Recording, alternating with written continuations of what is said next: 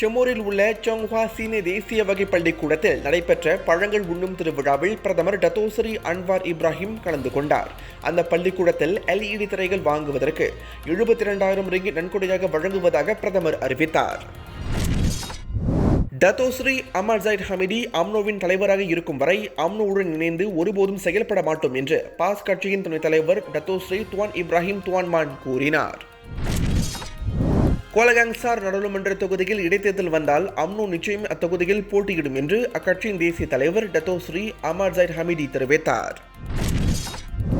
Malaysia, Indonesia, Singapore ஆகிய நாடுகளில் வரும் மாதங்களில் புகைமூட்டம் குறைவாக இருக்கும் என்று அனைத்துலக விவகாரங்களுக்கான சிங்கப்பூர் கழகம் தெரிவித்துள்ளது.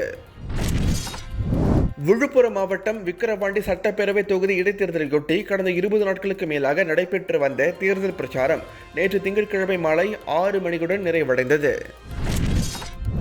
நீட் தேர்வின் புனிதத்தன்மை தொலைந்து பொதுவெளியில் கசிந்த அந்த தேர்வின் வினாத்தாள் சமூக ஊடகத்தில் பரப்பப்பட்டிருந்தால் மறுதேர்வு நடத்த உத்தரவிட்டாக வேண்டும் என்று உச்சநீதிமன்றம் தெரிவித்துள்ளது. சிங்கப்பூர் பொது மருத்துவமனையில் தீ மூண்டதை அடுத்து நோயாளிகள் வளாகத்திலிருந்து அவசரமாக வெளியேற்றப்பட்டனர். யாரும் காயமடையவில்லை. பிரான்ஸ் நாடாளுமன்றத்திற்கு நடைபெற்ற தேர்தலில் எந்த கூட்டணிக்கும் பெரும்பான்மை பலம் கிடைக்கவில்லை. 577 இடங்களை கொண்ட நாடாளுமன்றத்தில் பெரும்பான்மை பலம் பெறுவதற்கு 289 இடங்கள் தேவை என்ற நிலையில் எந்த கூட்டணிக்கும் பெரும்பான்மை கிடைக்கவில்லை. அதையடுத்து அங்கு தொங்கு நாடாளுமன்றம் ஏற்படும் நிலை உள்ளது.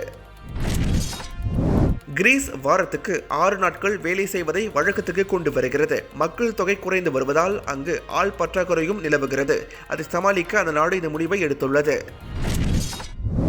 யுக்ரைனில் உள்ள சிரார் மருத்துவமனை உள்ளிட்ட இடங்களில் ரஷ்யா நடத்திய ஏவுகணை தாக்குதலில் குழந்தைகள் உட்பட 36 பேர் மாண்டனர். நூற்றுக்கணக்கானோர் காயமடைந்தனர். இது போன்ற மேலும் பல செய்திகளுக்கு நம்பிக்கையோடு தொடர்ந்து இணைந்திருங்கள். வணக்கம்.